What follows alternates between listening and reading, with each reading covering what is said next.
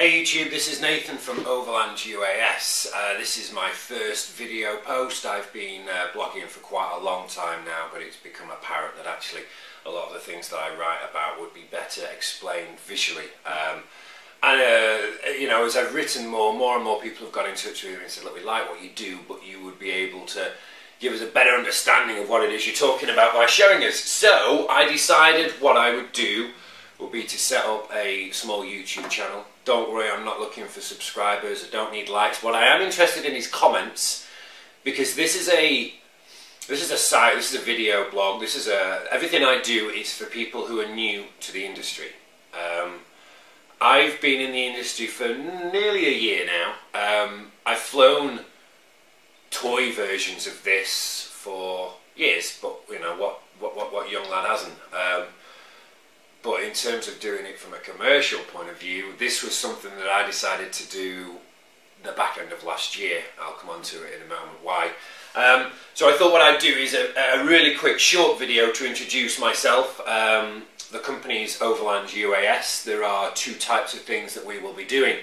The first one we've been doing for a while now, that's recruitment for the UAS industry. At the moment it's quite small, it's quite growing. My database of qualified UAS pilots is increasing, the database of clients actually using our service is increasing, but until the industry really takes off, and that's going to take a few more years, the recruitment side of things is quite small, but we are one of the first recruitment agencies dedicated to this.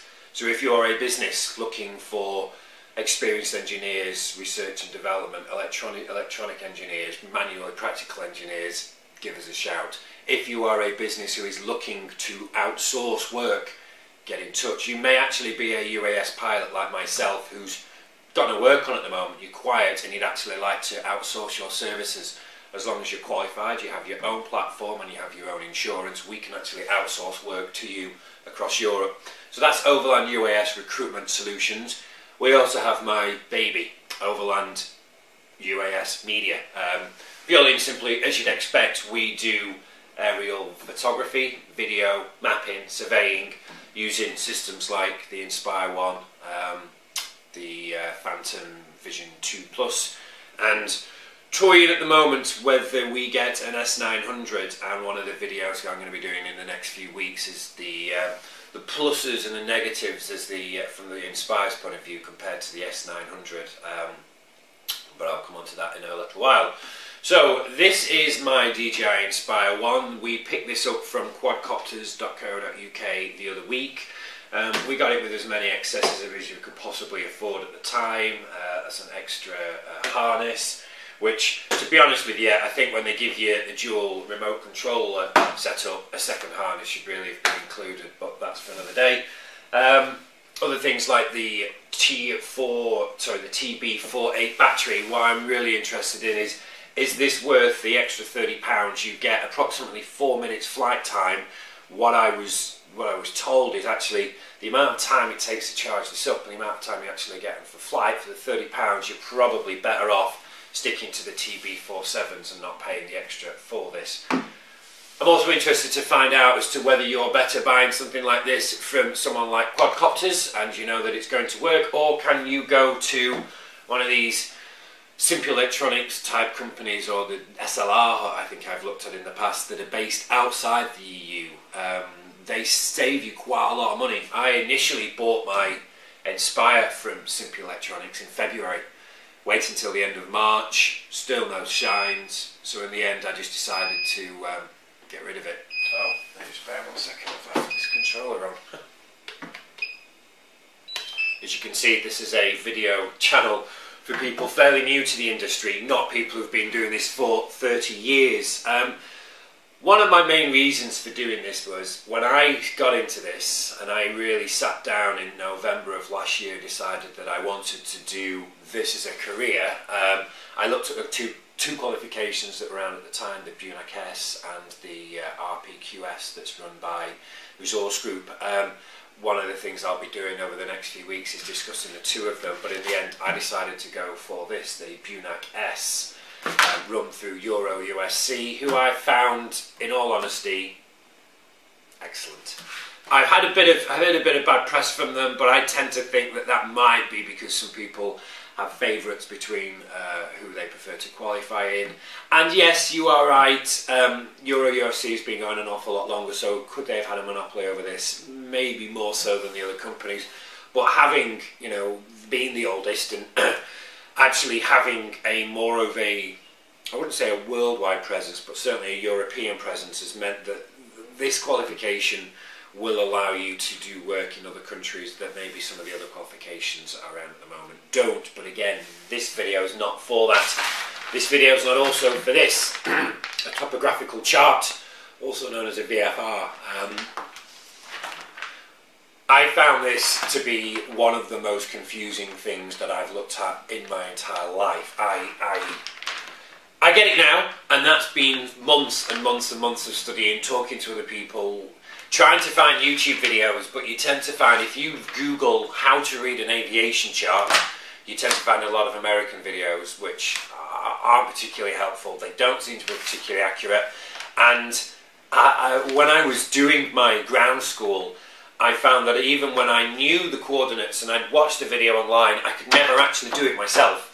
I now know how to do it myself, and I have probably 3 or 4 people a week contact me via my blogging site, WordPress at Overland UAS, getting in touch and saying, we're starting the BUNC-s or the resource group qualification in a few weeks' time.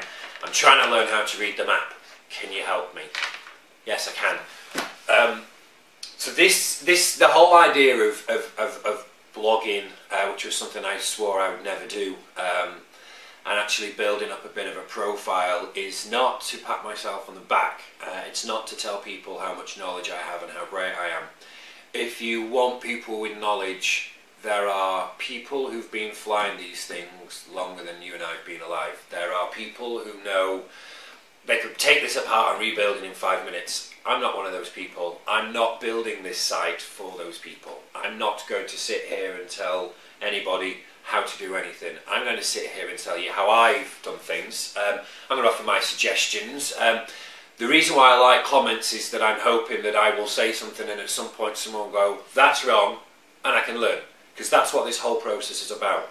This is a relatively new industry. And because it's a new industry, that's my niche. I'm looking to help people and to work with people like I was this time a year ago, who are new to the industry, who have been toying with this from a hobbyist point of view for the last couple of years or last couple of months, have decided, actually, do you know what?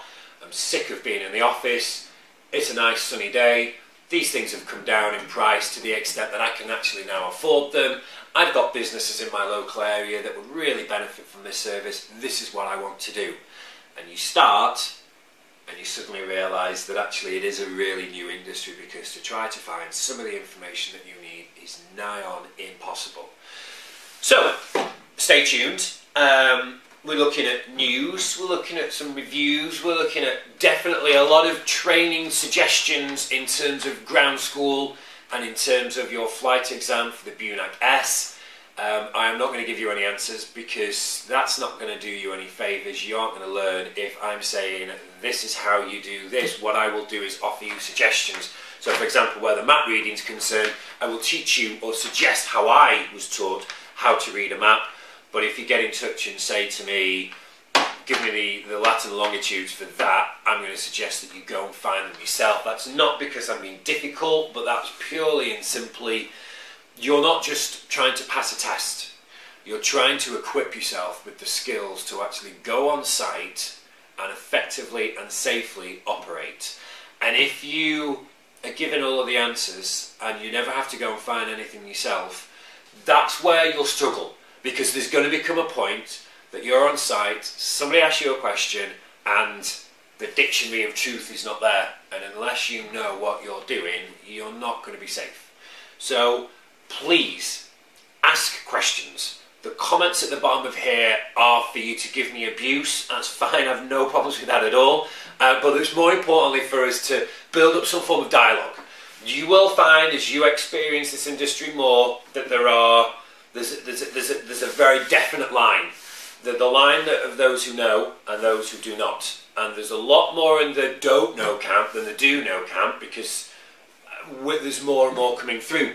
I found out an interesting figure the other day. EuroUSC are running 4 flight exams a day. 200 people a month. Now, how quickly they qualify, how quickly their ops manuals are passed off, and whether they get CAA approval isn't the point. 200 people a month are going through EuroUSC to do what it is you want to do. So you want to make sure that you're not ahead of the curve in terms of time, because there's guys that have been doing this, as we said, a lot longer.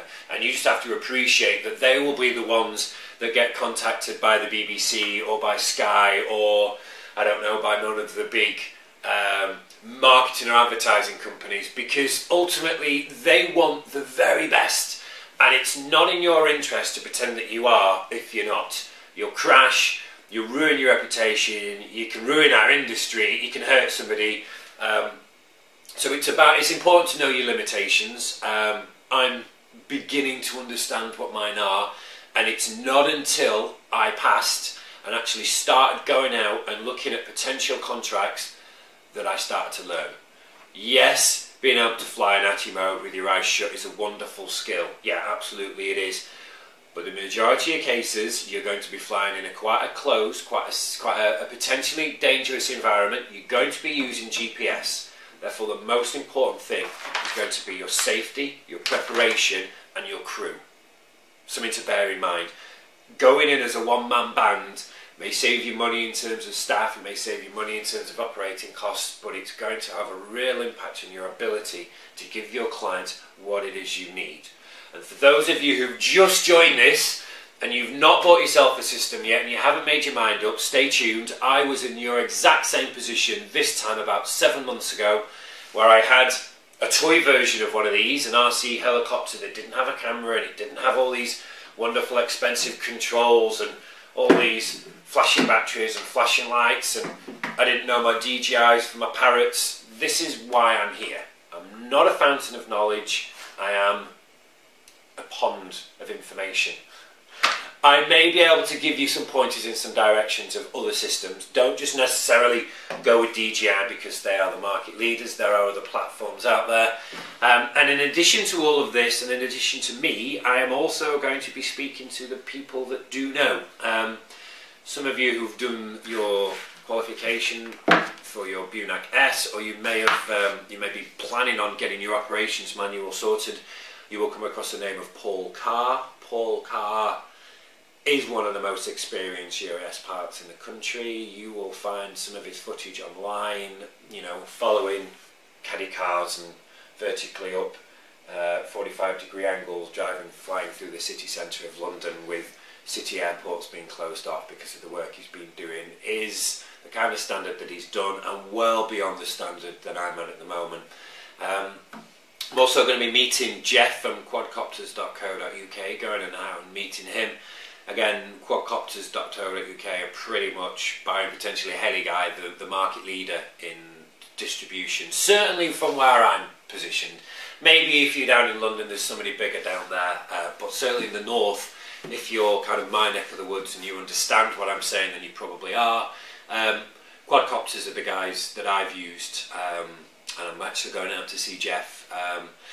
He's been doing this for years and years and years, and I'm really interested to see the opinions of hobbyists, how they went from doing this for fun, building these things in their bedrooms, to now being, you know, one of the tier 1 distributors for DJI products, putting hundreds of thousands of pounds through the books every single month.